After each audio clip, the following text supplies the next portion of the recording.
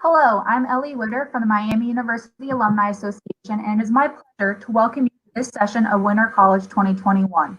For more than 17 years, Winter College has been the Alumni Association's premier alumni education event. We are so excited to be able to bring it to a broader audience on our virtual format. We have an amazing lineup over these 2 days. You can navigate the full schedule by clicking Events by Type on the website's top toolbar, selecting Winter College 2021 from the drop-down menu. Feel free to join programs while they're in progress. Can't make it? Sessions will be recorded and posted online. The only exception is tonight's social event, which is full and will not be recorded. Our session today is From Big Brother to Big Data, Why Miami is at the Forefront of the Data Science Field, presented by Sandy Steiger. Also joining today is Kevin Park. As director of Miami University's Center for Analytics and Data Science, Sandy is responsible for providing co-curricular experiences that allow students to embrace the application of analytics and data science. Prior to joining Miami, Sandy spent 15 years at 84.51 degree in Dunnhumby, USA. Her most recent role was Vice President, Data Science and Analytics, where she was responsible for developing a strategic roadmap that would bring transformational, innovative thinking to 84.51 degree, focused on driving data science at scale across the enterprise. Sandy holds a Master of Science in Statistics from Miami University and a Bachelor of Arts in Mathematics and Business from Mount St. Joseph University. All right, let's get started. Please remember you can submit questions and comments during the live session by clicking Ask a Question below the video. Thank you so much, Ellie. Thank you, everyone, for joining us today. I'm going to pull up a couple of things right now. We're really excited to take you on this journey through Miami Analytics, or the journey that we have been on over the last 20 years.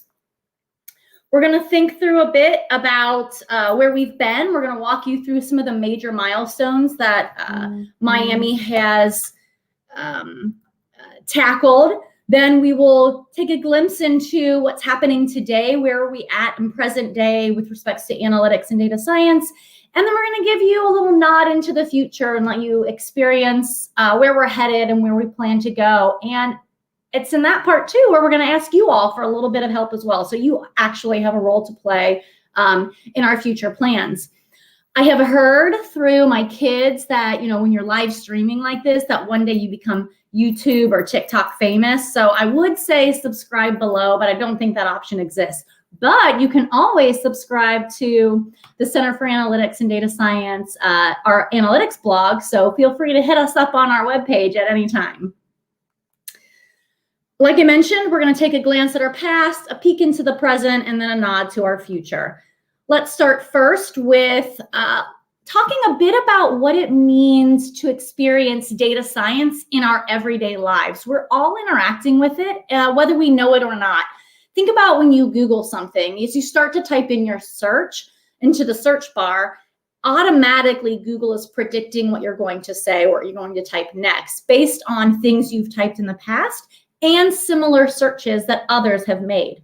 Facebook, when you're on Facebook and you post a picture, if you've noticed, Facebook has face recognition software. That's data science. That's machine learning. It's figuring out who those faces are and predicting who's in that picture based on who you posted about previously.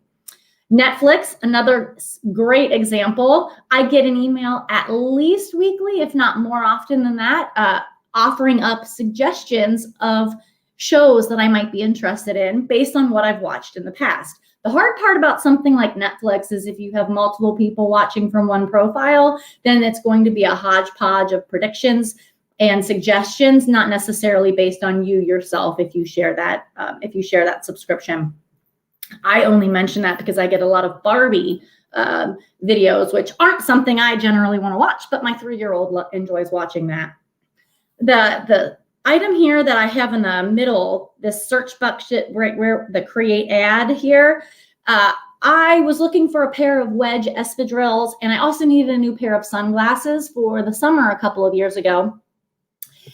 As soon as I started searching it, every ad that would pop up on my homepage anytime I was on the internet would be for wedge sandals and sunglasses. Those were every ad that I was getting for a while. So it's learning from us. It sees what we're doing, and it's trying to predict what we would like to buy and giving us suggestions based on what we've clicked on. Pokemon Go. Pokemon Go was a huge thing. I think my father-in-law still plays it, to be honest with you. Pokemon Go is artificial intelligence. Clearly, Pokemon characters are not in our houses, yet we can pull up the app on our phone, point it anywhere we want, and the characters will pop up, and we go catch them. I've never actually played it. I assume that's how you play the game based on how I hear relatives speak about it. Alexa is another example of artificial intelligence. It's voice recognition software inside of that as well. You can ask Alexa any question, and my Alexa just spoke to me, actually, because I've said her name. And then the last thing I have on here is Amazon. Amazon, when you search for an item, right, it's going to offer up other suggested or related items that you might be interested based on purchases that others have made of similar products. So all of these companies, all of the things we're talking about today are data science in real life. So these are things that we all come in contact with, and whether we realize it or not, we're all a part of this data science revolution.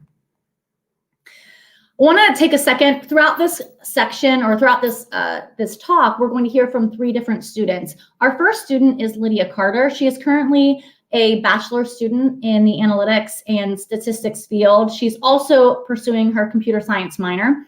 Wanted to have her step in and talk to us a little bit, because she's going to share with us why she decided to choose analytics as her major.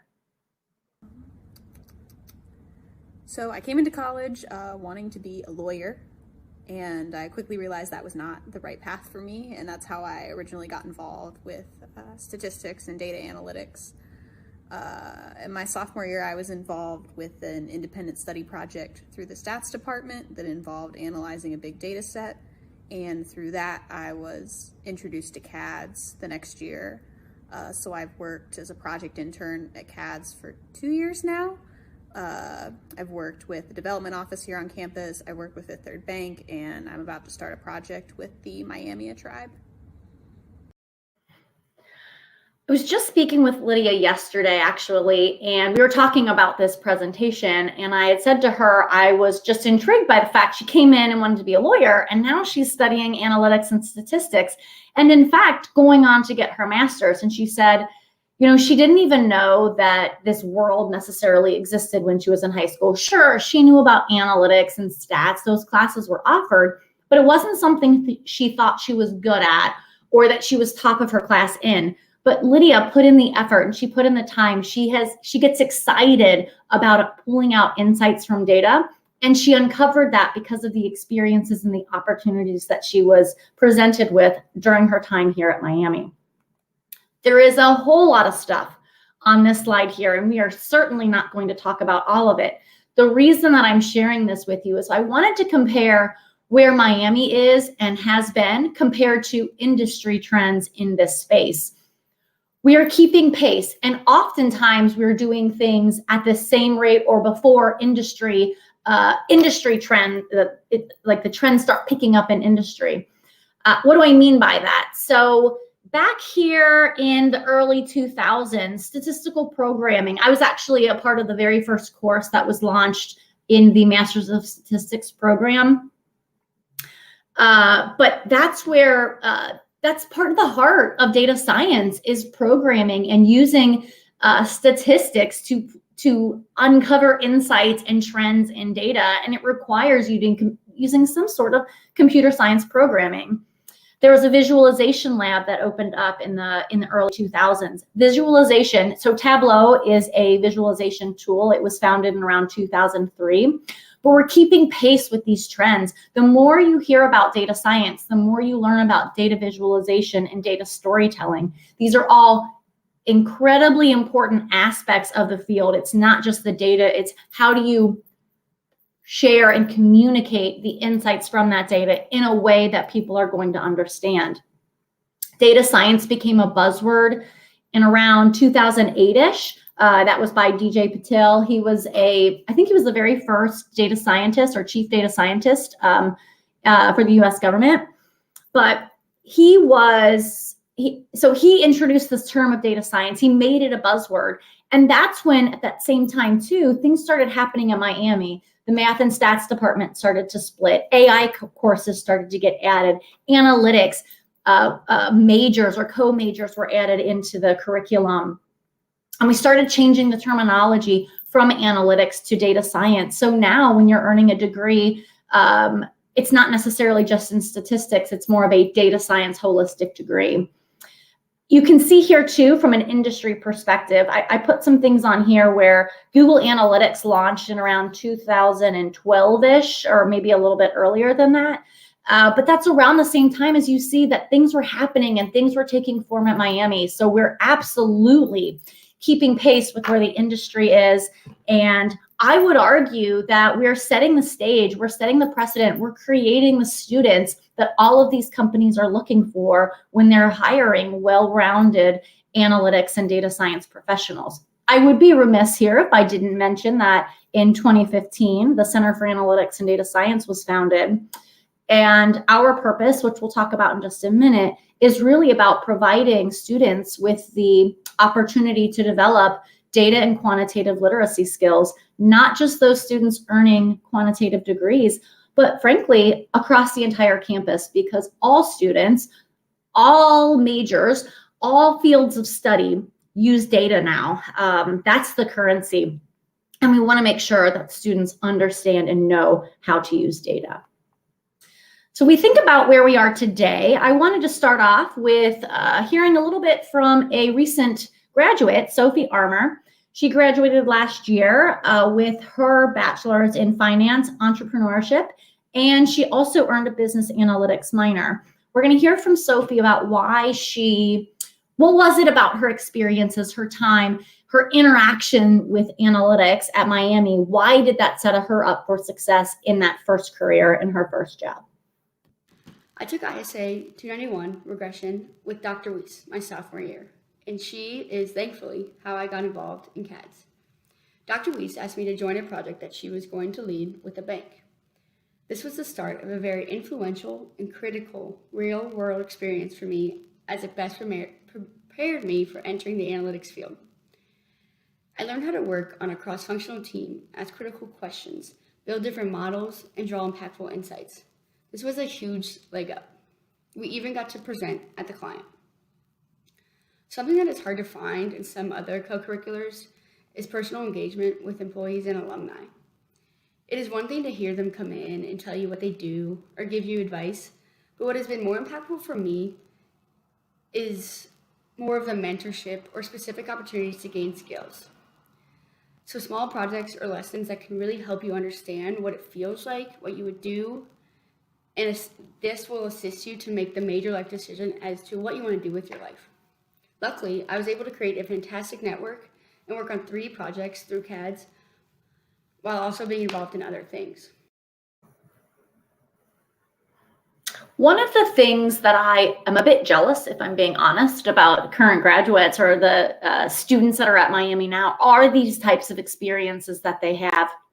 I often said when I was at 8451, when we were interviewing some of the new graduates or the entry-level positions, I used to say, I would never be hired today based on what my experiences were in the past, because it wasn't as enriching and these types of opportunities didn't exist. Now, sure, 15, 20 years ago, these types of opportunities in the world and the field of data science hadn't necessarily wasn't as evolved as it is today, but I am quite impressed by the caliber of students that I get to encounter and work with every day while at Miami.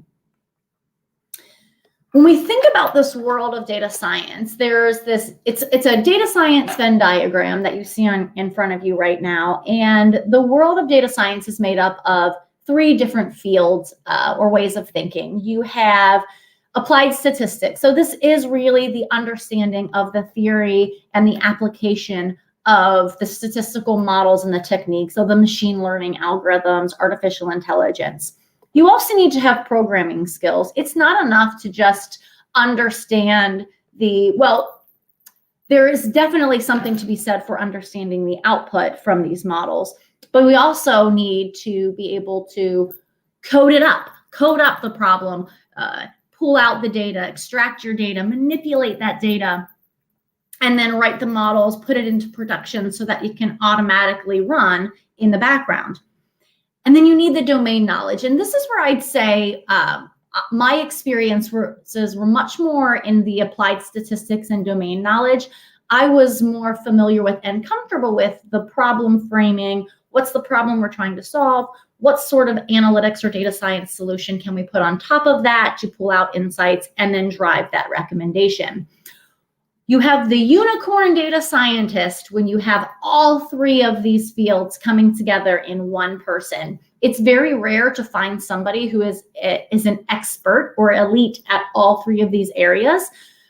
But the interesting and the really great part about what we're trying to do here at Miami, and we'll talk about where we're headed in just a minute, is that we're bringing together all of these fields of study into one building, into one area, to help drive and help develop the students, the data scientists that organizations, that companies are looking for.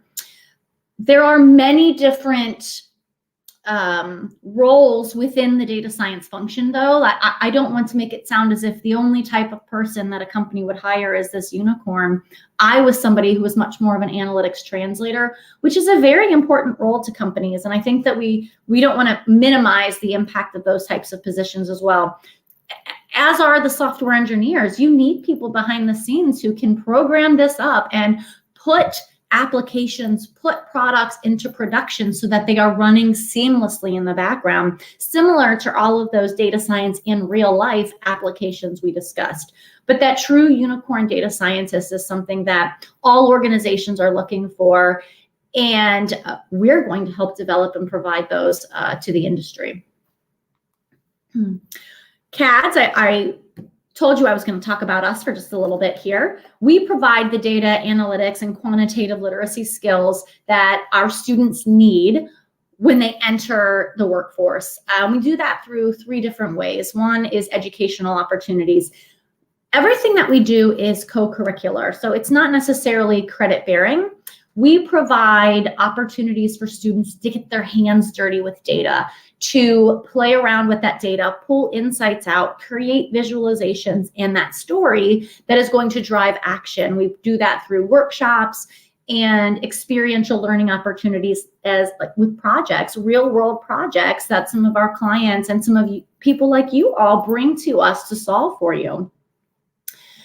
We also try to create collaborative opportunities through partnerships with students or connections through students, faculty, and corporate partners. A lot of this it does happen through the projects that we work on, but the more we provide this intersection of skills and of a way of thinking, the better off we believe not only will academia be, but industry will be as well, which leads into the innovation side of things. There is something to be said for the world of academics and industry professionals coming together to drive the innovation of the future. It's not necessarily just going to be academics doing research that's going to find the new path forward. We really do need our industry partners to come to us and say, how can we work together to find solutions to some of these problems that we're all facing that are more innovative in nature? And we truly believe that by bringing these affinity groups together, cross-disciplinary groups together, we'll be able to drive that data science vision for the future. That's a bit about where we are today. Let's talk a little bit about where we're headed. certain, or hopefully you've all heard about the new data science building that will be on campus in, I guess, maybe 3 to 4 years. Rick McVey, he generously made a donation to sponsor this building. And the purpose of this building, what we're really striving for, is that Miami is the academic epicenter for data science. And we really do believe that this is something that can happen through, while it sounds maybe crazy that this building can provide that, what it's doing is driving transdisciplinary partnerships. We're bringing together the computer science department, the statistics department, and programs from the business school all into this one building. And if that sounds familiar to you, reference back a few slides back to the Venn diagram. We're bringing those experiences all together in one building, so students have become exposed to all 3 fields, to all 3 of those worlds, and they start to develop those skills while at university, versus learning some of that when they enter their first job. One of the reasons I was most excited to join Miami was I was training all of these new hires, or all of these entry-level data scientists and analysts when they came to 8451. And I thought some of these skills should be taught at university. They should be taught while they're in the 4 walls of that academic institution. That's what we're trying to do here. And we really believe we'll be able to provide those experiences to students through this the McVey Data Science Building. But we're not all about just educating the students who are attending Miami. We also think about those learners outside of Miami, those of you who have left and want to continue you're still curious and you still want to be a continuing learner. We have opportunity for you as well. So I'd like to turn it over right now to Kevin Park, and he's going to walk you all through the corporate analytics training program that we are developing. All right, thanks, Sandy. So like Sandy mentioned, in addition to developing the analytical skills of our students and campus community, the Center for Analytics and Data Science here at Miami has been able to engage externally with our business and corporate partners by offering a corporate analytics training program. And the goal of the corporate analytics training program ultimately is to help businesses grow by getting the most value out of their data. And we hope to accomplish this by offering and leading a training program that is designed for industry professionals, the modern workforce in mind, and equip them with the skills to have quantitative literacy and skills in data analytics. So currently we have 2 training courses that are available. The first being Stats 101, or Introduction to Statistical Methods, and the second being the Data Science 101 training course. In the first Statistics 101 training course, we are introducing descriptive statistics, introducing statistical terms to really build up that quantitative literacy skills for industry professionals. And then we work our way up towards how do we utilize advanced statistical methods such as confidence intervals for statistical estimation, or how do I use statistical inference like hypothesis testing to answer business questions with data-driven insight. And the purpose of these courses is not to really provide a heavy mathematical theory behind statistics, but more of a how can I use statistical methods that are out there to make my work easier, but to also make the best insights from the data that I work with in my day-to-day job. So the second course being Data Science 101, that's a little different from statistics because we are going to present different machine learning algorithms and data science models that are widely used in industry to help provide those more advanced analytical skills for complex data sets that industries are often delving with today. And it's our plan through the Center for Analytics and Data Science to continue expanding our portfolio of training courses, including a data visualization course and a statistical programming course as well. And what's been nice with this training program as well is that we've been able to deliver this material in not just one way, the normal in-person live 3-day workshop setting, but we've also been able to offer the training program in a way that combines a hybrid mode of learning where students can access these materials virtually online, but also have that valuable in-person environment through a synchronous session as well. All right, thank you, Sandy. Thank you, Kevin. One of the questions that we've received is, why are you creating this, right? Why is this a benefit to people? When I was at 8451, and not even just while I was at 8451, this is something that as I continue to read and research, organizations are looking for ways to educate their existing workforce on how to use data, how to be comfortable with data and using data to make decisions. That's what we want to be here to do. We want to help you all feel comfortable with incorporating data into your day-to-day lives and knowing how to look at it, how to read it, and how to use that to make data-informed decisions. And that's the purpose, and that's one of the reasons why we've put a lot of emphasis and attention into creating this training program, is because, as you know, Miami provides such wonderful educational opportunities to the students who are on campus. We want to continue that for the workforce that's out there today. We want to help continue to advance the talent that's in the market. I wanted to take a moment because not only did we want to talk about the things that are coming down the path, like the new building and the analytics training program. These are all really wonderful, great opportunities. And we're hopeful that once the building is built, you all can come in and experience it with us and feel the energy of this space. We really think it's going to be a powerful experience. But I also wanted to think through some ways that perhaps all of you can help now, ways you can engage with students, because I would assume that's one of the reasons you continue to come back to things like Winter College and alumni events, is because you're looking for ways to engage with our student body population. So I'd like for us to turn it over to Derek.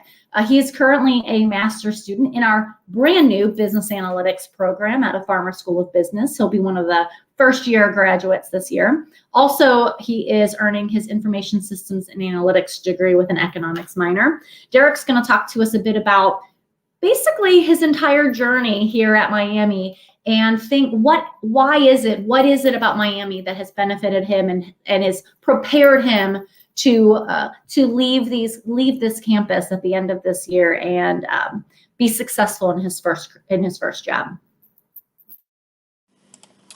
Hello, my name is Derek Davis, and I'm a senior that will graduate with a master's and a bachelor's in business analytics this May. Hearing that, it might be easy to assume that I had my 4 years at Miami planned out before starting. Believe it or not, though, I initially came to Miami to study business economics. It wasn't until I'd gotten to about the intermediate class level that I realized economics wasn't for me and had to look for something else. Fortunately, at that time, I was taking a class called Applied Regression Analysis with Dr. Maria Weiss. This class intrigued me about the topic of data analytics and secured a recommendation that led to my job at the Center for Analytics and Data Science, or CADS. From that point 2 years ago, I've had the opportunity to work on many analytical projects since deciding on data analytics as my career path, but few have been more impactful than my first project with CADS. The goal of this project was to build an interactive model to evaluate the true risk of staff behavior for a financial institution using both internal and external data. This project was the first time that I came in contact with real-world messy data. In all my previous classes, the data was very clean by comparison, with few actions needed to actually prepare the data for analysis. Here, though, it took us months to understand, integrate, and prepare our data set. It was an eye-opening experience to what real-world data analysis means, and while it was definitely tiring at times, I thoroughly enjoyed the process and felt a great sense of satisfaction when we were able to present our findings to the client. This experience, more than anything else, taught me how to frame an analytics problem, prepare data, manage client expectations, and think creatively about solutions. It was also the first experience I described in any professional interview I had from that point forward. As a result, I've had the opportunity to work in 2 internships in the financial industry and secured a role with JPMorgan Chase as an analyst in their leadership development program after graduation. I think the opportunities that I've had professionally largely stem from experiences like this. And I believe that additional opportunities for Miami students to work with business clients like this would be valuable for both the student and the client. Experience really is the best teacher in my opinion, so providing these options will give students useful insight on what data analytics really is and unique growth opportunities during their time at Miami. One we deliver our projects each semester to our clients, it never fails that the first question they ask at the end is, what did you learn? What was the biggest learning outcome for you for this project? And I think sometimes you'd expect it to be, I used a new analytic technique or a new data science model or machine learning model. And I will say 95% of the time, what the students say is, I learned how much time it takes to clean and prep data. And if you don't have great data and you don't have good data, clean data, the output will mean nothing. And I love that Derek focused on that, because that's one of the things that I don't think we have enough of for students. And so that leads me into how we need you. What role can you play in helping our students better prepare for their time outside of Miami? I'll start with mentorship and guidance. And I think that both Sophie mentioned this, as Lydia a bit as well. They crave, when I started at Miami, I asked them, what is it that you'd like most? What is it missing from your experiences with CADS, or even just your educational experiences in general? And the first thing most students would say to me is, I don't really know how I'm going to apply what I'm learning to that problem outside of Miami. How do I know what to choose? How do I know if I'm going to use the right model? Well, part of that is trial and error. But one way to help them, get more comfortable and prepare is conversations with industry professionals. And they're looking for opportunities to learn from all of you. You have great, rich experiences that you can share with students. Sometimes that means sharing your failures so that they learn from them as well. And so they're looking for that opportunity to meet with you, whether one-on-one or in a small group setting, where they can almost work alongside you and see how you've taken some interesting new insights, or how you attempted to solve a problem, and then what that outcome or what that output looked like. The next area, and Derek mentioned this, is access to data and those real world business problems. I know some people don't like that term of real world, but for a lot of students, they say, this doesn't feel like real world, what I'm doing in the classroom, only because the textbook examples are just that, textbook data. And it's not until you get your hands on that messy, huge, big data set that you really understand what it's like to think and work outside of the box. Any opportunity that students can have to play with data, they don't necessarily have to be on the same scale that Derek mentioned, where they spent months cleaning the data. It could be that we have just a couple of weeks of time with a data set. We did work on a case study last semester with a data analytics company, and they provided students through a workshop of, I think we had 2 weeks and 10 students. They had access to some data, and they just had to solve a problem using the data set that was provided. So it gave them an opportunity to work quickly, but also let them play around with some massive data sets. And then another area is around exposure to applied machine learning. When I mentioned that students want to learn from all of you, what they're also looking for is, come teach us, and not necessarily in the classroom setting, traditional sense of a classroom setting. It could be through a workshop, and we're trying to facilitate a bit of this through CADS, where maybe they bring their computers to a session with you and you provide them with an anonymized data set, but they're coding with you. And when they leave that workshop, they have that piece of code on their machine, and they know how to use it. They know how to apply it, and they can make that translation, that leap from, this is what I've learned in the classroom. Oh, what a cool model or a cool method I learned. And now I know how to really apply it to a business problem that I might really be presented with when I enter the workforce. These are 3 of the larger areas that I can think of, or that I continue to hear from students as I talk to them about what is it that we can provide to you.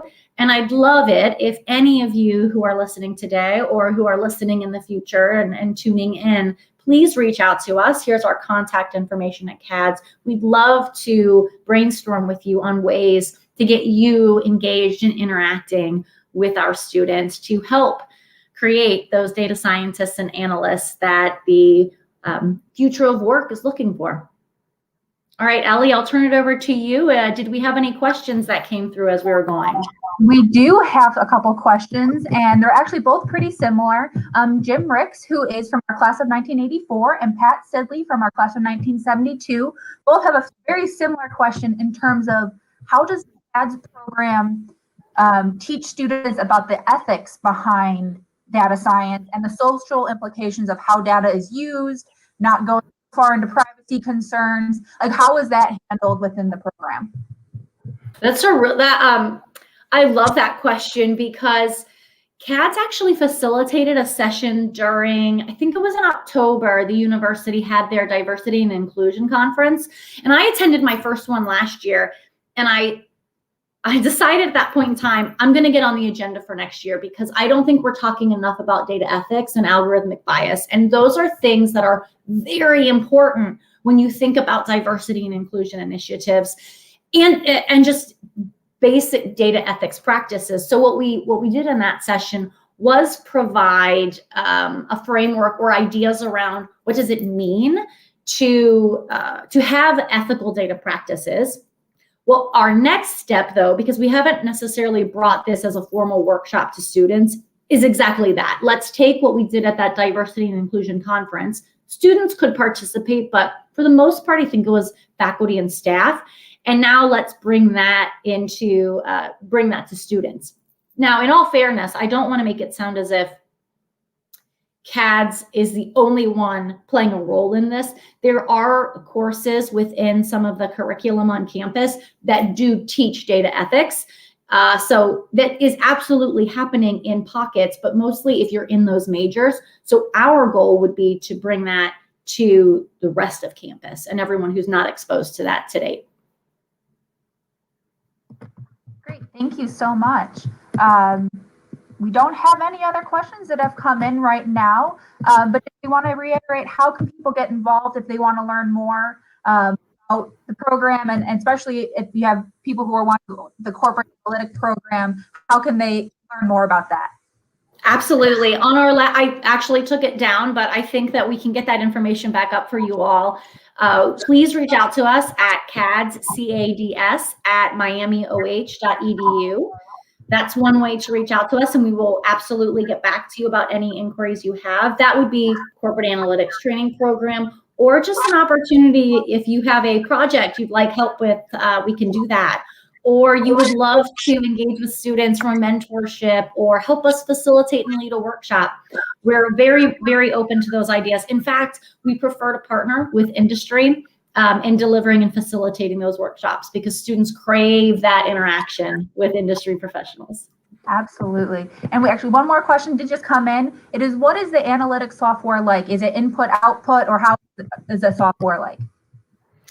Well, I guess I'm going to guess what exactly that question means, because the students use the software that they are comfortable with. So most of the time when they're coding up analytics and data science problems, they're using R or Python generally to extract the data and then to manipulate that data and then apply the machine learning algorithms and models. When it comes to the data visualization side of it, some tools that students use or are most familiar with are Tableau, Power BI, R Shiny is another option, and good old Excel. Good old Excel isn't going anywhere. That's absolutely an option. And frankly, I teach a lot of my workshops for data visualization utilizing Excel and Tableau. So those are options for students as well. So input, output, I'm not sure I specifically address that, because frankly, it varies a bit depending on what the students are comfortable with, but also we want to make sure that what we're developing for our clients, so if that's a piece of code or an R markdown, a markdown language or a piece of software, we're building it in the languages or with the software that those companies use in their day-to-day. That's awesome. I see another question about what does the data science building look like? Yeah.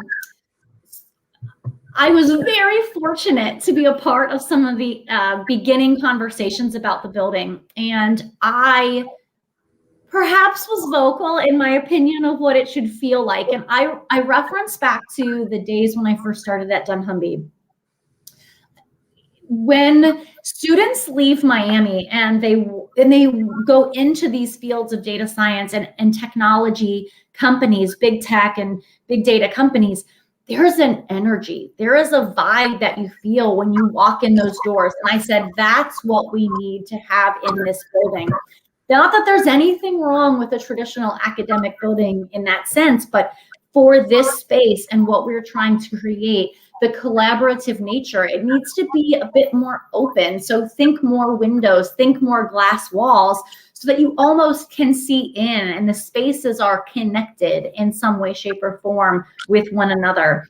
And it has it's an energy that I don't necessarily know how to describe other than it just feels good. It feels electric.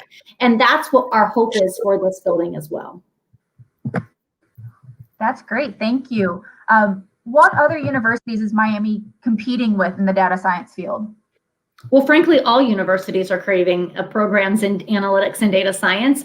I would say in this market where we are right now, right, thinking about in Ohio, UC, they do have a Center for Business Analytics. And I think there are similarities and differences in what we're creating. I'm a bit more focused on the student engagement that we have, and I'm looking to provide workshops and educational opportunities that get them ready. Not that UC is not. I know they're very focused on student engagement as well, but I think about the differences in our centers. I think I'm hoping to develop and create more of those enriching experiences that get students ready for those fields of data and analytics.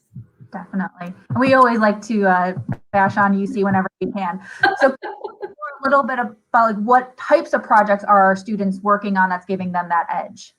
Yes, that's, you're going to hate my answer here, but almost anything. That's the best part about the fact that we sit at a university is we have experts in so many different fields, right? We have faculty who are researching cutting edge stuff, cutting edge things in all of our majors. That's the beauty of what we can do, right? We can bring together diverse groups of thinkers on almost any type of project. I'll give you some examples. I'm not going to leave it just there.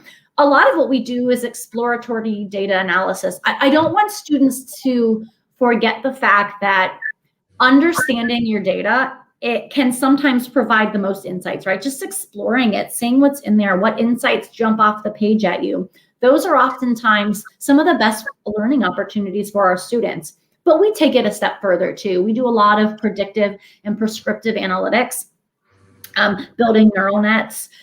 We've also worked on building a chatbot for one of our clients, which is pretty exciting and fun. I'm going to tell you, I know what a chatbot is, right? I interact with a chatbot on most websites that you go to, but that's I don't know how you build that, but how cool is it that we have the computer science and engineering department? And then what was the blockchain? I'm certain a lot of you on here have heard about a blockchain, and I can talk high level about what that means. But these students, was blown away by what they were able to create, and the fact that it just came naturally to them, and they could build this for one of our clients and build a foundational blockchain for them, so that they could track medications throughout the supply chain. It was really cool. It was a really awesome project. So it's a broad spectrum of things that we're capable of working on. What we do require, though, as you might guess, is data and a problem to solve. Awesome. We do have another question. Rob Orvis was asking, how does Miami program rate among universities and businesses? So, I mean, obviously I'm biased because I work here and I love what we do. Here's what I will tell you based on the conversations that I've had with organizations coming to hire Miamians is there always seem to be a step above. And I think the reason for that is we provide them with these experiential learning opportunities. We provide them with engagement. Like we offer them the engagement with our alumni, with industry professionals. Like Sophie mentioned, the fact that she actually got to go and physically present her insights. And every 2 weeks when we would do our sprint catch-ups, we would tell the client where we were, we would ask questions, they would challenge our way of thinking. They get that all on their own, right? They get that through these projects, and we let them lead it. It's not a faculty-led. Yes, we have advisors on all of our projects, but we provide them the opportunity to lead and to be project managers and to own this analytics as they would when they enter the workforce. And so can I give you a specific score that we would receive against others? I can't right now, but I can tell you we're providing those opportunities, and people come back for our students. And that's the thing that we pride ourselves on. That's wonderful. We saw that on your blog that you have a sports analytics component. Is there a partnership between CADS and our sports leadership and management program? Well, yes, there is. And what's great too about what I'm trying to do is build collaborations with many parts of campus. So we work with statistics, we work with political science, Farmer School of Business, computer science, geography. We're building those collaborative relationships across campus. But yes, with sport leadership and management, we've been working very closely with them, mostly to find those opportunities for. We have athletic programs. Those athletic programs need to do analytics on their players. How can we make sure that we're best prepared against the competition that we're playing today or next week? And we can help partner with SLAM as they're developing students who are entering, who want to be sport leaders and who want to do sport analytics. And we can provide well, I guess we're hoping to bring those worlds together. That's the role that we play, but we're actively engaging in collaborative opportunities across campus. And that's really one of the great things with Miami. There's so many departments that always are trying to have that co-curricular and cross-curricular experiences for our for our students, excuse me, that really just make us ahead of everybody in that regard. You have a dream project for your students. So what I would bet faculty want me to tell you right now, or most people on campus would say, gosh, we want one of those projects that's just like, it's hard to find a solution, or you have a good model, but we think we can do a better model, like a more prescriptive and predictive in nature. Here's what I want to tell you. When a student leaves campus, they're not going to be given the most complex problem to solve when they join an organization, right? They need to, in essence, prove themselves. They have to get familiar with data, and they have to understand the business that they're entering and that they're going into. I want projects that teach students the importance of good data quality and how to really learn about data and pull insights out of data. It's not always about the most complex. Oftentimes, and I tell them this all the time, you can put the most complex model together and you can have great output in data, but if people don't understand what you did, it's going to fall flat. So we need to teach them that it's not always about the most complex. You have to compare that against simple outcomes and simple solutions. And that's how you do sort of your benchmarking and your champion challenger modeling. So I don't want to go too far away from, it doesn't always have to be the most complex. It's all about how do we pull insights and drive action with the data that we have. That's what we're looking to do. That's the type of project I want for students. Great. How many students do we have in the program? And with the new building and the new data science building, how do you see that growth happening within the program, or what's the plan for growth of students? Or number of students? My goal for engaging with students is that anyone interested in data, well, everyone should be interested in data just because I think data is really cool and exciting and interesting. But like I mentioned, data is a part of every role, every field. So we are looking to broaden our reach and expand across campus. To date, how many students engage with CADS? We're talking about 200, 300 students who are active across the year, and that's involved in things like our Data Fest, which is with the American Statistical Association, a data hackathon. We have workshops that we facilitate about data analytics awareness, data storytelling, Excel basics, because that's something that some students aren't even aware of. How do you do some of this exploratory data analysis utilizing Excel?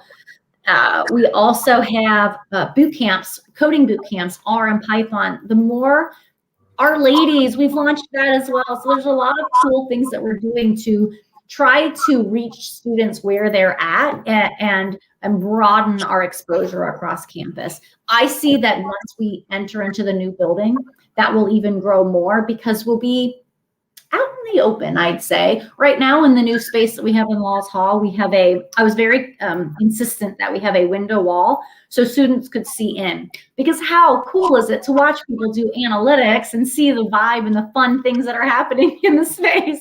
So that's going to drive some engagement. And so I definitely see that happening in the new building as well. The more people we're out there and people see what we're doing and see the fun that analysts and data scientists have. Okay, I think it's fun. I might be a nerd, but still, that's, I think, going to drive a lot more engagement as well. Wonderful. Another question that came in from Jim Miller, who is class of 81 and 85. Have you worked with school districts to look at student achievement data? Actually, no, but we hired our assistant director, and she was a part of the Butler County educational system. So there are opportunities for us to connect back with that. I really do see that as a really great opportunity and a cool opportunity for us. It's just not been on the top of our radar. I think it's something we should do. And I have been engaged with junior achievement of Butler and Warren counties. And I have expressed interest in saying, how can we start to look at even the data that they have on students who engage in their program? CATS could help. Our students could help.